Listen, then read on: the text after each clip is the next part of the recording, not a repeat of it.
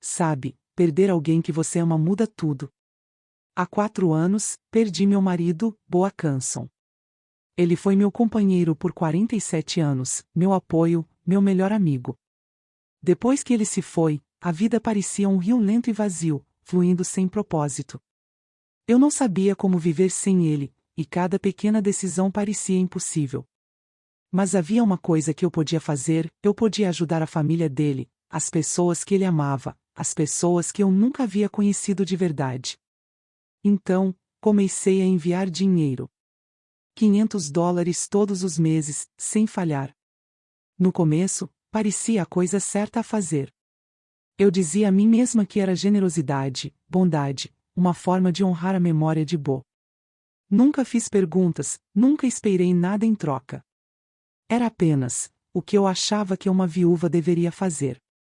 Mas, com o tempo, pequenas coisas começaram a me inquietar. Cartas educadas demais, bilhetes de agradecimento que soavam formais demais. Ligações do irmão de Bo, curtas e tensas, quase ensaiadas.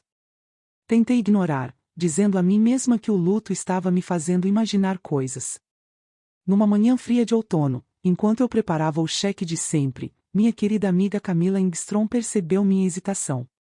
Sigrid, disse ela suavemente, 4 anos, você nunca se perguntou se eles realmente precisam disso? Sorri, tentando afastar a preocupação dela, mas um nó já havia se formado no meu estômago. Camila sempre foi sábia, e naquele dia comecei a sentir um leve arrepio de dúvida.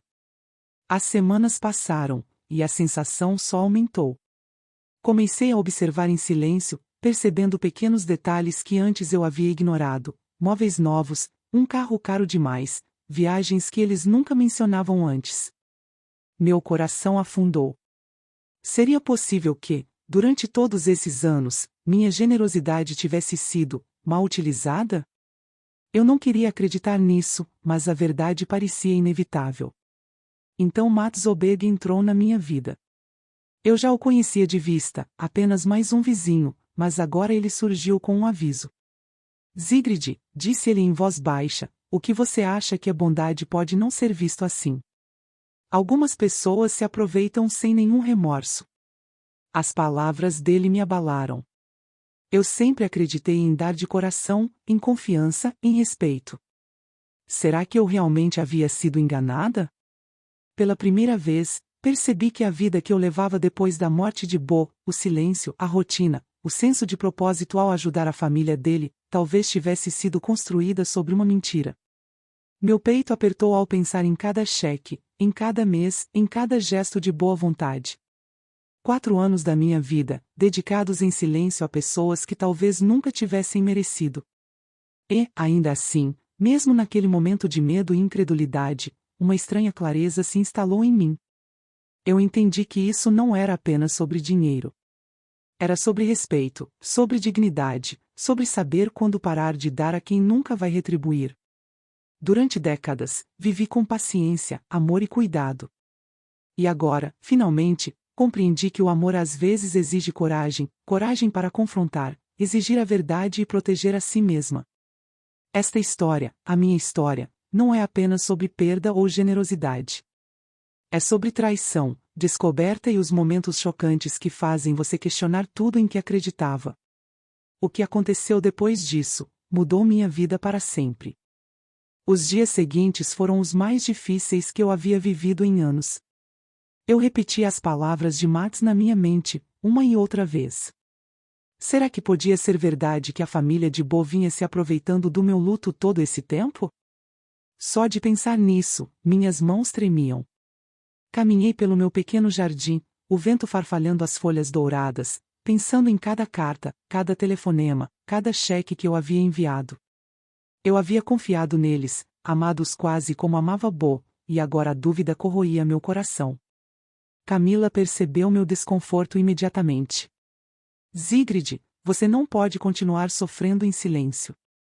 Você precisa confrontá-los, disse ela, com uma voz gentil, mas firme. Eu queria, mas o medo me mantinha presa.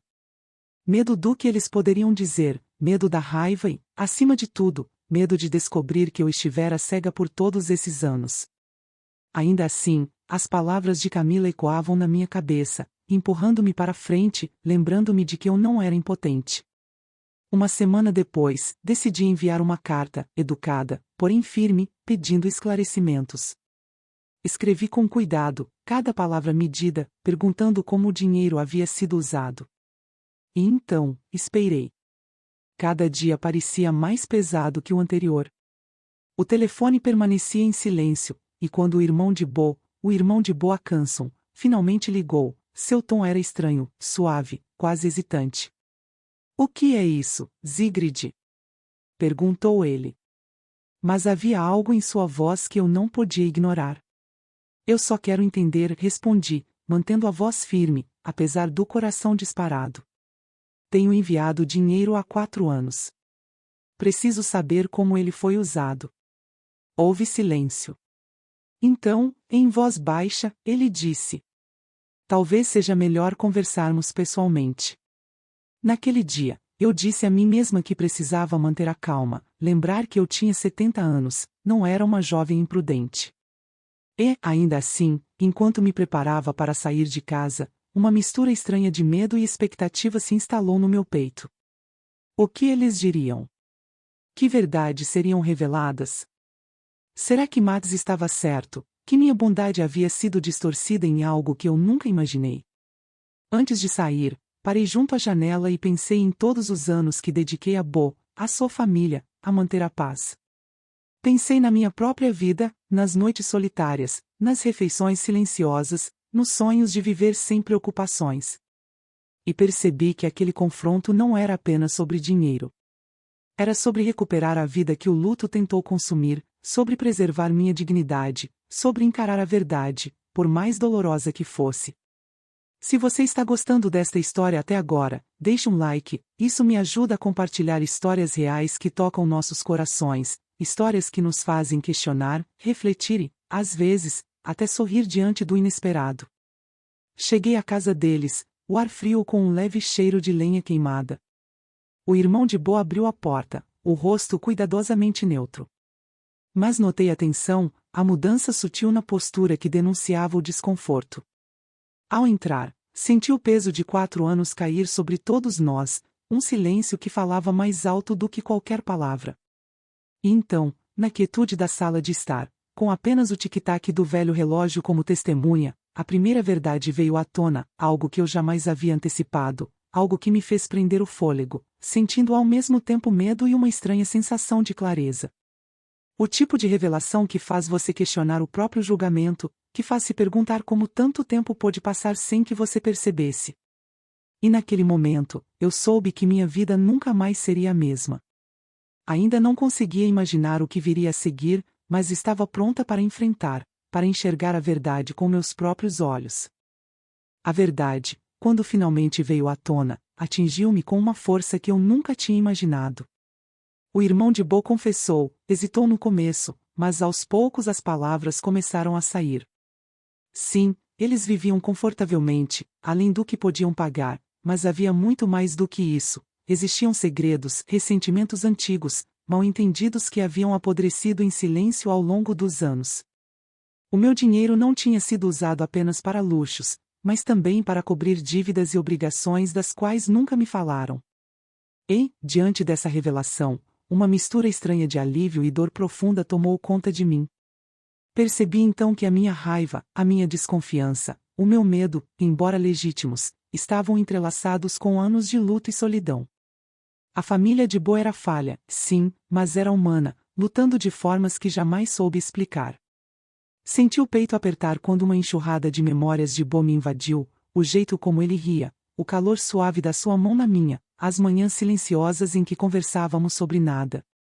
E naquele instante, compreendi algo que antes não conseguia ver: o amor é complicado, a família é complicada, e o perdão é uma escolha que fazemos por nós mesmos, não pelos outros. Mads Oberg estava certo em um ponto: a minha bondade podia ser tomada como garantida, mas ele também estava certo sobre a coragem. Foi preciso coragem para encarar a verdade, para confrontar aqueles em quem confiei, para enxergar tudo com clareza sem deixar que o medo me dominasse. Olhei ao redor da sala, para as pessoas de quem eu havia duvidado, e e senti uma força silenciosa que eu não sabia que possuía. Pela primeira vez em anos, senti que estava no controle, não dos outros, mas de mim mesma, das minhas escolhas, da minha dignidade. Antes de sair, falei com Camila ao telefone, a voz trêmula, mas firme. Acho que, finalmente entendi, Camila, eu disse. Não é sobre o dinheiro. É sobre saber quem você é, mesmo quando o mundo parece injusto. Ela ficou em silêncio por um momento e então respondeu: Isso é lindo, Sigrid. Muito lindo.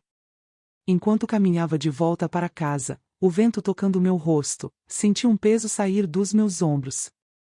4 anos de luto, confusão e preocupação haviam me trazido até ali, a clareza, a compreensão, a paz.